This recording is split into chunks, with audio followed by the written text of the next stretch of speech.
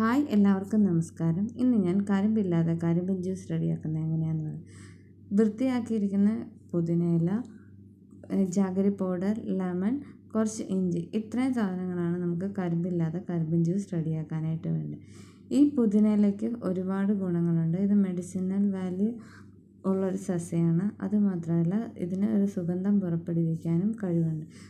ഇത് നമ്മുടെ ദഹനത്തെ മെച്ചപ്പെടുത്താനും സഹായിക്കും. ഇതെങ്ങനെയാണ് ഉണ്ടാക്കുന്നതെന്ന് നോക്കാം. കഴുകി വൃത്തിയാക്കിയിരിക്കുന്ന പുതിനയില ഒരു മിക്സിയുടെ കുഞ്ഞു ജാറിലായിട്ട് ഇട്ടിട്ട് നമ്മൾ എടുത്ത് വെച്ചിരിക്കുന്ന ജാഗരി പൗഡർ, കുറച്ച് കഷ്ണമായിട്ട് മുറിച്ച് വെച്ചിരിക്കുന്ന ഇഞ്ചി, പിന്നെ ആ ലെമൺ മുഴുവനായിട്ടും ജ്യൂസ് എടുത്തത് വേണം.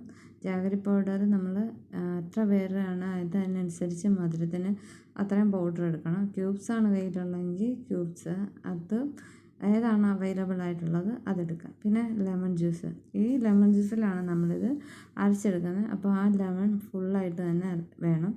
ഇത്രയും കൊണ്ട് നമുക്കിത് ഇതുപോലെ നല്ല ഫൈനായിട്ട് അരച്ചെടുക്കണം. എന്നിട്ട് നമുക്കിതൊരു വേറൊരു പാത്രത്തിലോട്ട് മാറ്റാം. എന്നിട്ട് നല്ല തണുത്ത വെള്ളം ഒഴിക്കണം. എത്ര ആൾക്കാരുണ്ടോ അത്ര വെള്ളം നമുക്ക് ഒഴിക്കാം. പിന്നീട് മധുരം കുറവാണെന്ന് തോന്നുകയാണെങ്കിൽ നമുക്ക് തേൻ ആഡ് ചെയ്യാം. ഇതിന് സ്വാദ് കൂട്ടാൻ വേണ്ടി നമുക്ക് ചിയാ സീഡ് വെള്ളത്തിൽ കുതിർത്ത് വെച്ചത് ആഡ് ചെയ്യണം.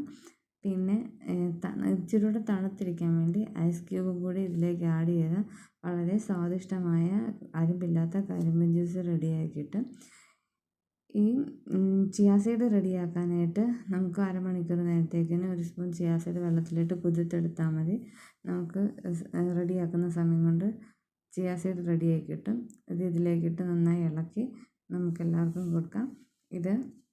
ഈ പുതിനയിലയ്ക്ക് ഒരുപാട് ഗുണങ്ങളുണ്ട്. നമ്മുടെ ദഹനത്തെ മെച്ചപ്പെടുത്താൻ സഹായിക്കുന്നു. പുതിനയിലയിൽ ആൻറ്റി ഓക്സിഡൻറ്റ്സ് അധികമായതുകൊണ്ട് ദഹന പ്രക്രിയ വേഗമാക്കാനായിട്ട് സഹായിക്കുന്നു. അതുമാത്രമല്ല, വായുനാറ്റമൊക്കെ ഉള്ളവർക്കിത് വായിലിട്ട് ചവച്ച് കഴിഞ്ഞാൽ വായുനാറ്റമൊക്കെ കുറയ്ക്കാനായിട്ട് സഹായിക്കുന്നു. പിന്നെ ഇതിന് വേറെ ഗുണങ്ങളുള്ളതെന്ന് വെച്ചാൽ കഫക്കെട്ട്, ജലദോഷമൊക്കെ ഉള്ളപ്പോൾ ഈ ഇലയൊന്ന് മണത്താൽ മതി, നമ്മുടെ കഫക്കെട്ടും ജലദോഷമൊക്കെ മാറിക്കിട്ടും. അതുമാത്രമല്ല, ഇതിൽ ഇരുമ്പ്, പൊട്ടാസ്യം, മഗ്നീഷ്യം ഇതൊക്കെ ധാരാളം അടങ്ങിയിരിക്കുന്നുണ്ട്. അതുകൊണ്ട് ഇതിൻ്റെയൊക്കെ ഡെഫിഷ്യൻസി ഉള്ളപ്പോൾ നമുക്ക് ഇങ്ങനെ ഇല എടുത്ത് ജ്യൂസ് അടിച്ച് കുടിച്ചാൽ ആ ഡെഫിഷ്യൻസിയൊക്കെ മാറിക്കിട്ടും. അങ്ങനെ നല്ല ഈ വേനൽക്കാലത്ത് നമുക്ക് തണുക്കാൻ വേണ്ടി കൂളായിട്ടിരിക്കാൻ നല്ല തണുത്ത പുതിനയില കൊണ്ട് കരിമ്പിൻ ജ്യൂസ് ഉണ്ടാക്കി കുടിച്ചാൽ മതി. ക്ഷീണമെല്ലാം പമ്പ എടുക്കും. ഒരു എനർജി കിട്ടും ഇത് കുടിക്കുമ്പോൾ. Thank you. Bye bye.